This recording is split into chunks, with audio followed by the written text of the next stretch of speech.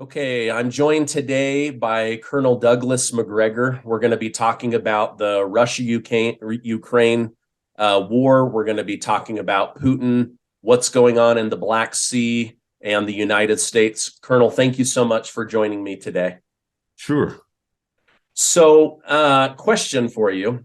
You know, you and I have gotten some pushback for trying to be honest about the strength of the Russian army, the strength of the Ukrainian army. But I'm starting to see more and more, even left-leaning media like the Washington Post and Mhm. the New York Times, they're starting to say things about the actual conditions of Ukraine, the casualties. Is this a turning point where the media is now starting to shift the narrative of the American people by speaking in reality of what's really going on over in Eastern Europe? Well, you just asked a very important question, and at this point, we can only speculate. But we do see a lot of evidence, and this was one of the reasons that I wrote the op-ed that I did in the American Conservative, and called it the Gathering Storm. As I see a lot of evidence that inside the administration, some key figures have said, "Look, this is all going south.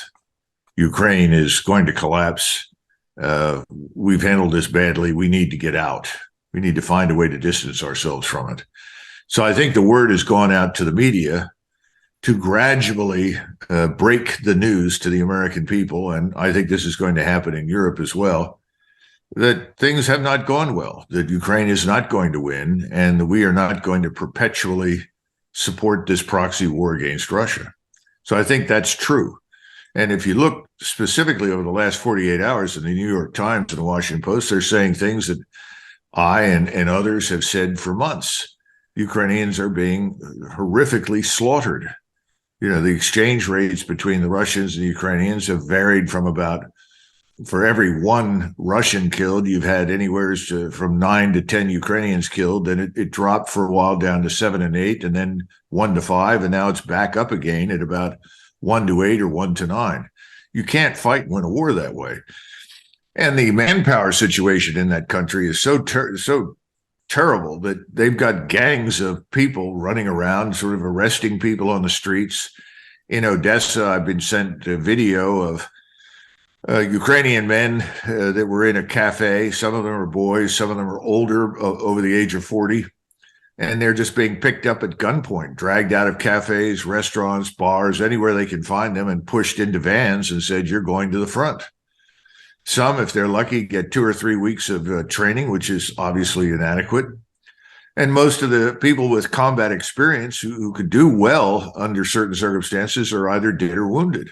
So this is a losing proposition, and Zelensky is just herding people into Russian gunfire. It's very similar to the situation on the Eastern Front between the Russians and the Germans. This is what Stalin did. He herded millions of his countrymen into German gunfire to overwhelm them. It was terrible, and we now know that perhaps between 37 and 42 million Soviet citizens were killed during the Second World War.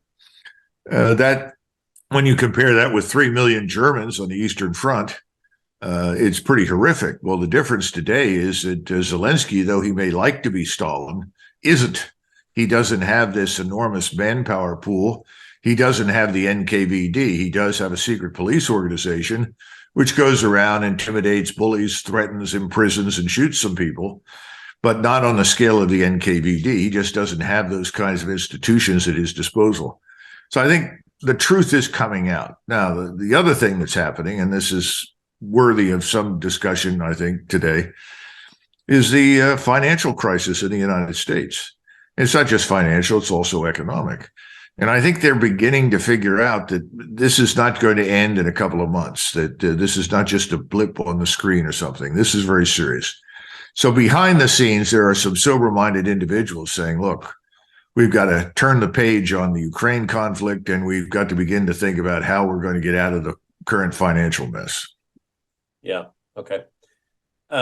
Yesterday, I had Lieutenant Colonel Tony Schaefer on, and I asked him a question. I want to ask the same question to you.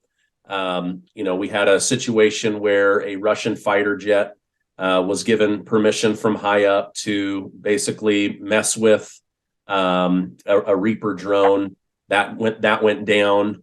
And now it looks like the United States has no intention of recovering that, but Russia has decided that they're going to recover that. Can you tell us a little bit about why you think Russia went after that? And then after that, we have Senator Lindsey Graham of the Republican Party in South Carolina saying it's now time for the U.S. military to start shooting down Russian warplanes over international water. What are your two thoughts on that? Let's start with the first question. And again, I have to provide you what I have been told by my friends who are on the inside of the Department of Defense. First of all, every nation has what we call the Air Defense Identification Zone, an ADIZ. Ours reaches out hundreds of miles into the Pacific, surrounds Alaska.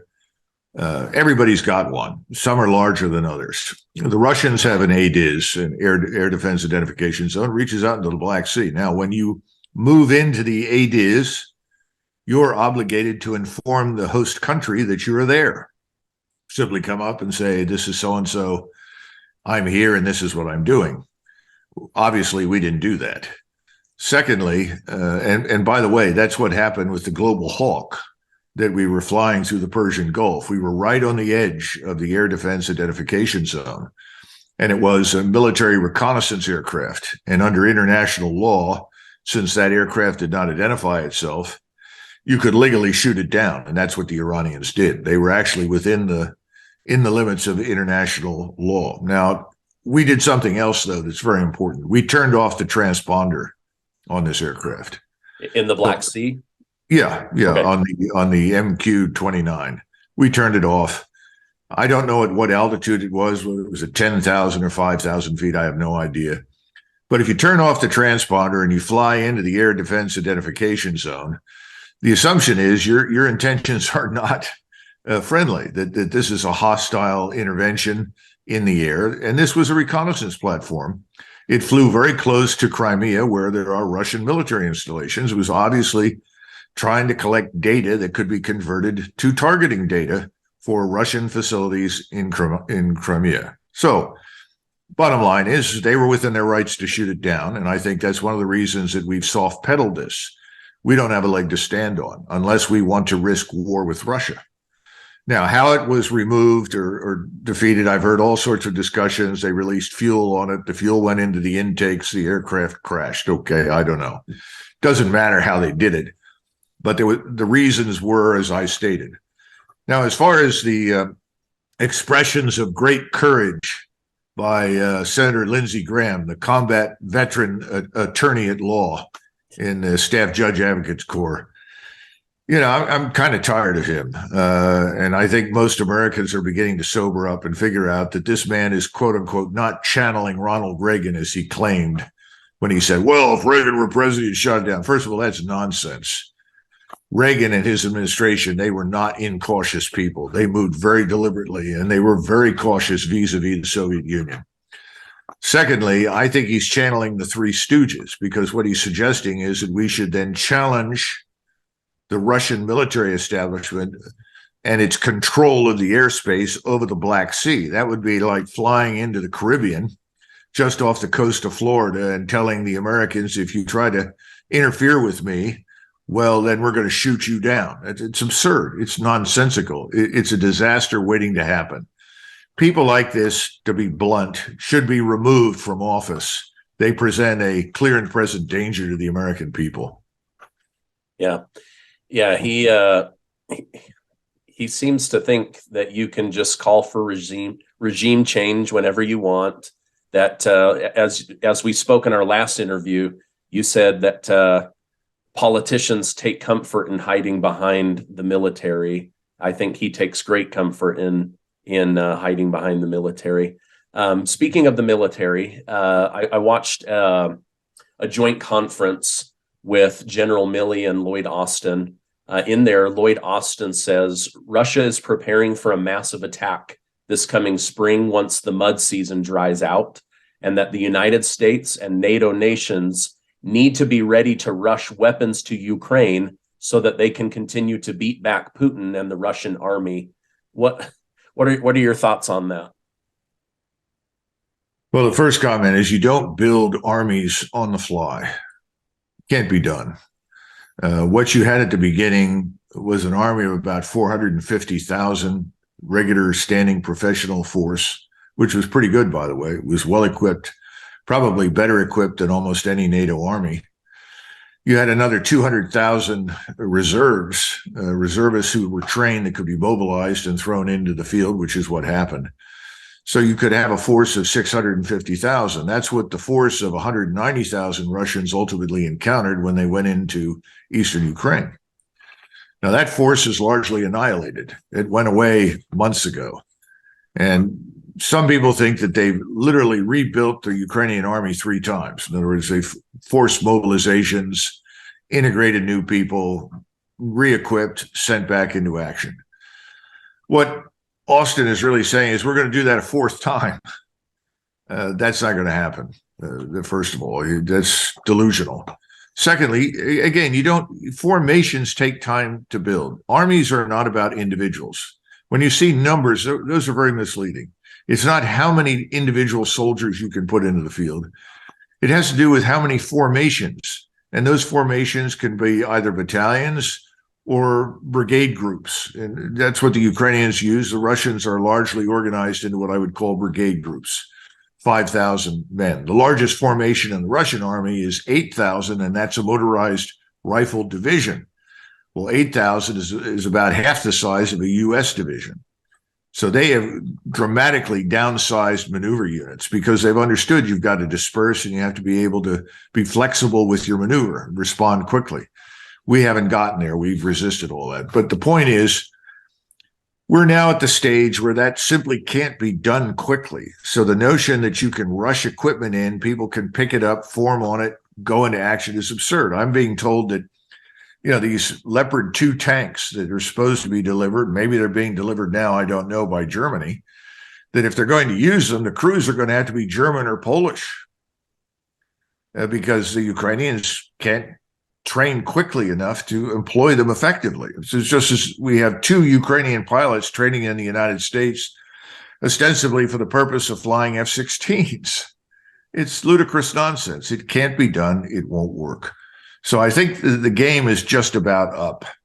And whatever Austin says is designed to put a happy face on the dead rat. And I think last night, Tucker Carlson made the point that looking into Milley's face, he saw a great deal of fear. And I think that's probably true because I know that behind the scenes, at least on one occasion, maybe more, Milley actually told the truth and made it clear that this is back in December. Ukrainians have done just about as much as they can do. We ought to negotiate. And of course, he was slammed for that. And he got, quote unquote, back on the team. And he's been lying prolifically ever since. But the lies are wearing thin now. Yeah. Okay. You called the fact that Bakhmut would become basically a meat grinder. I know you probably don't take comfort in being right about things like that, especially with human casualty. And the Ukrainian people have fought so hard, and so has the Wagner group. But do you think it's now time for them to concede the area, fall back, regroup, build up ammunition and artillery for a few days, and then try and dig in and hold the line again? Or is it just at this point, they're just going to continue to throw bodies at the meat grinder? Well, Bakhmut will go down in history as having been the graveyard of the Ukrainian military. That's how terrible it's been. The losses are frightening. The Ukrainians will insist, well, we've killed some Russians. Yes, that's when the exchange rate changed from 1 to 8 or 9 down to 1 to 5. So the Russians have taken some losses, but you're now comparing 30,000 dead Russians and perhaps 60, 70,000 wounded Russians with potentially up to 250,000 dead Ukrainians, plus another 300,000 or 400,000 wounded. And most of those wounded will never return to active duty. They were so severely wounded that they can't fight again. Now, this is not unprecedented. We've seen these kinds of things. During World War I, in 110 days of fighting, because that's all that we did in World War I in 1918. We fought for 110 days. And in that time frame, we lost 318,000 men, casualties, of which 110,000 were killed. That means that in roughly every battle, we lost 1,000 dead. That's the kind of thing that's been going on in Ukraine. So it's not unprecedented, but you can't keep that up. We came into World War I at the end of the war. The French, the British, the Russians had lost millions of people. And Germany was ultimately overwhelmed simply by numbers and materiel, and thanks to the Royal Navy, starvation. This is a different situation right now. Ukraine has never had those numbers at all. And they are now really on their last legs. There's no question about it. We keep pushing them to stay in the fight. Now, we have advised them on occasion to pull back, regroup, a new defensive line, build up your reserves. Zelensky, I think, has chosen to ignore that advice in favor of continuing to attack on the assumption that if he can gain any ground, if he can prove that the Ukrainians have any fight left in them, and the Ukrainian soldiers are excellent, that's not the question, but no human being can put up with this the way they have in Bakhmut, that somehow or another we will all rush and support them. And then I think there's the other aspect of this. I think he has hoped against hope that he could drag us in. And I think we've actually conveyed the impression to him that that might happen. That's a terrible thing to say. It's a lie. We were never going to involve ourselves directly in a confrontation with Russia. Now, there were times when we flirted with it. This is this coalition of the willing. But my understanding is that's largely gone away now. And there's been a much more sober-minded assessment. We realize we can't go into this. You know, our war stocks are exhausted.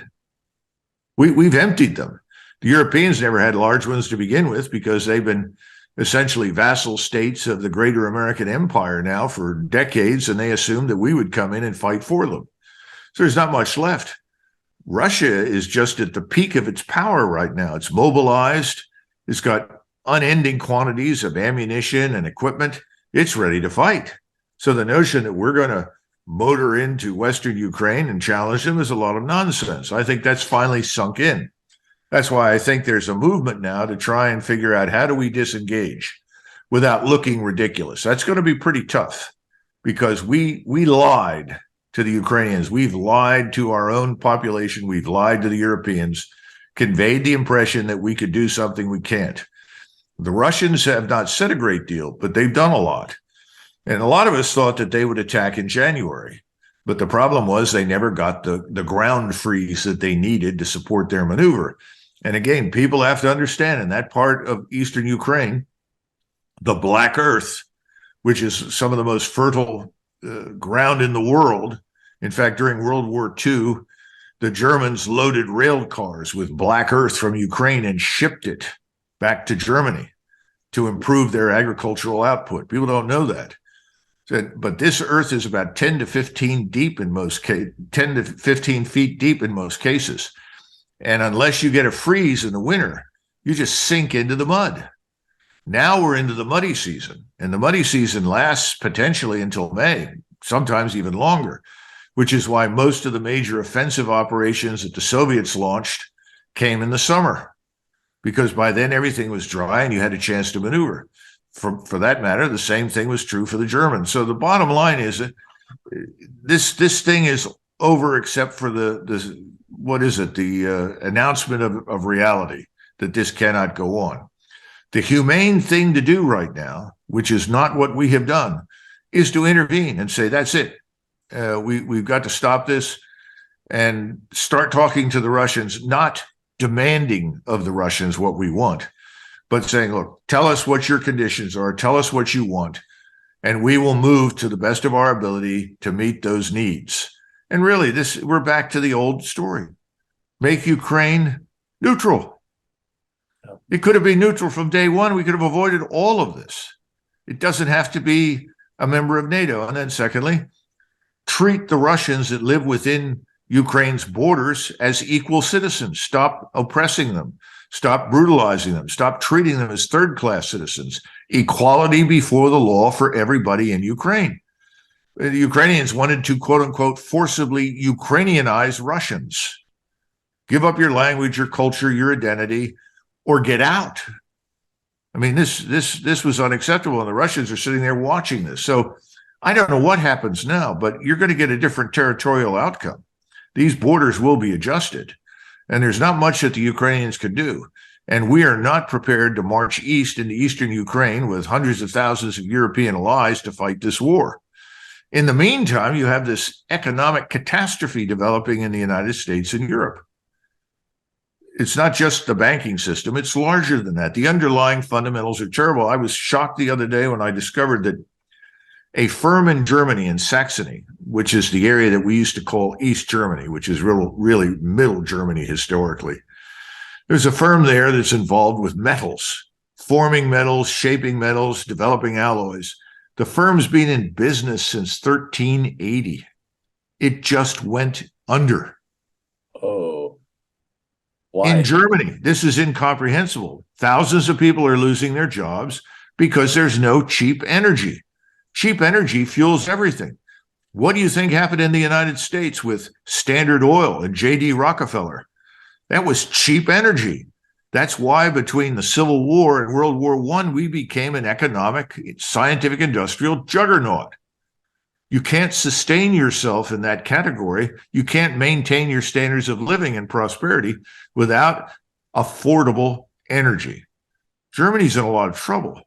And I don't think the Germans are very happy about it. It's going to get worse before it gets better because you just don't turn on energy and restore your prosperity. It takes time to build back.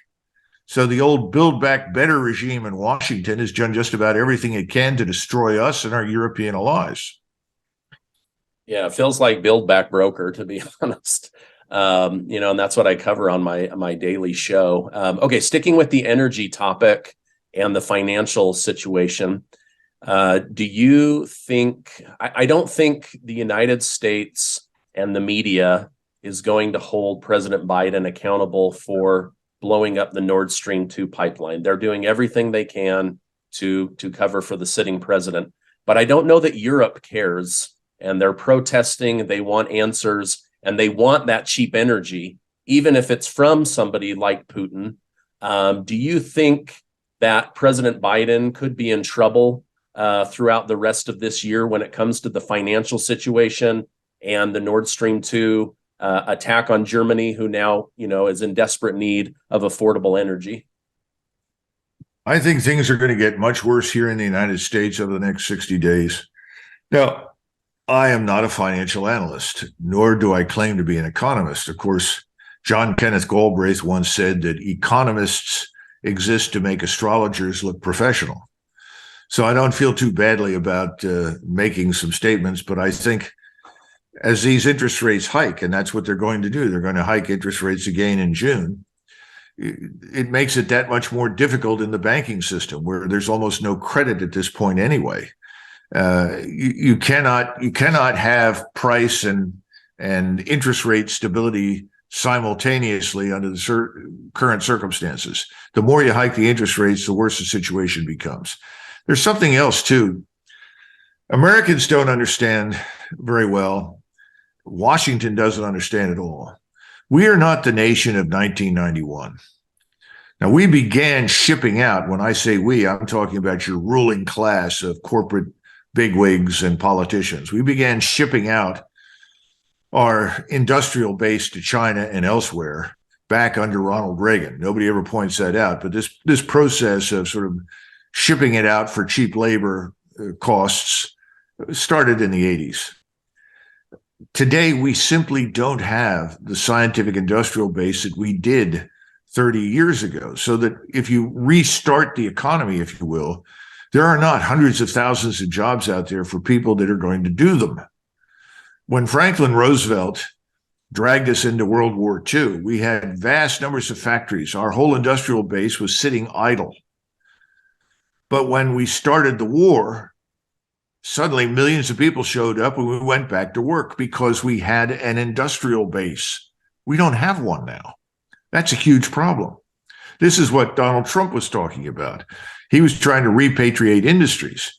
He was trying to restart industry by focusing on what I would call high-end manufacturing. In other words, not low-end stuff, high-end stuff. He was trying to reinvigorate agriculture, reinvigorate the energy production systems. That's what he was trying to do. That was stopped dead in its tracks. It's going to take us a decade or more to restart all of those things in the right direction. That's the problem. You have a similar problem now in a place like Germany, because Germany's really the industrial engine of Europe. There's nobody else in Europe compared with Germany in terms of its productivity and its scientific industrial capacity. These things are going to take time. I think Biden is going to end up being the scapegoat for the left. I mean, I call him the cardboard cutout president because I don't think he's really there. I don't think he's really in charge. I think he reads and says whatever you put in front of him. And then he saunters off, to the door and walks out of the room. Others are in charge who were not elected. These are people that were either appointed or are there as assistants or advisors or something. I don't even know who they are, but I'm sure if you go down the list of the employees in the White House and some of the people that are listed as advisors, you'll find out. But those are the people running our country, not Joseph Biden. And then you have irresponsible people like Lindsey Graham and Chuck Schumer and others. They're just along for the ride. They haven't paid attention to anything. How many times have we hiked the debt ceiling? How long has this been going on? Well, it's a party. Why stop now? Open up another case of champagne. That's what's been going on for decades. It's all about to stop.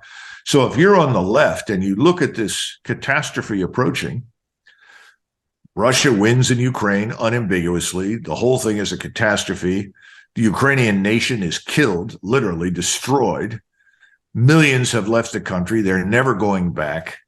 It's awful. I don't even want to begin to talk about the terrible ramifications for Ukrainians because people mistake something. They say, well, you're a Putin agent because, no, I'm not a Putin agent. I'm not necessarily pro-Russian. I'm not necessarily pro-Ukrainian. In fact, I like them both from personal experience growing up, especially with Ukrainians. It has nothing to do with it. This war should not have happened. We could have stopped it in its tracks in the first week. We could have prevented it from ever happening if we had simply listened to Moscow and what they wanted, which was no NATO nation on their borders. Specifically, they didn't want a NATO army and they didn't want U.S. missiles sitting in eastern Ukraine aimed at their cities and their nuclear deterrent. All of this was avoidable. So we brought all of this on. We forced this to happen. So what do? You look at Biden, you say, well, it's his fault. He becomes the scapegoat for everything. And he's resigning. And we have a wonderful opportunity. We'll have the first non-white woman as president of the United States. Isn't that wonderful? Really? Well, we'll see what happens with that. I mean, we're in new territory now. This is a world we've never seen before. We're watching this entire structure of power that has been built up over decades fall apart. We could have managed all of this differently. We put everything at risk. We're going to watch NATO sort of gradually die alone in the corner. Henry James said, sacred cows are never slain. They simply vanish.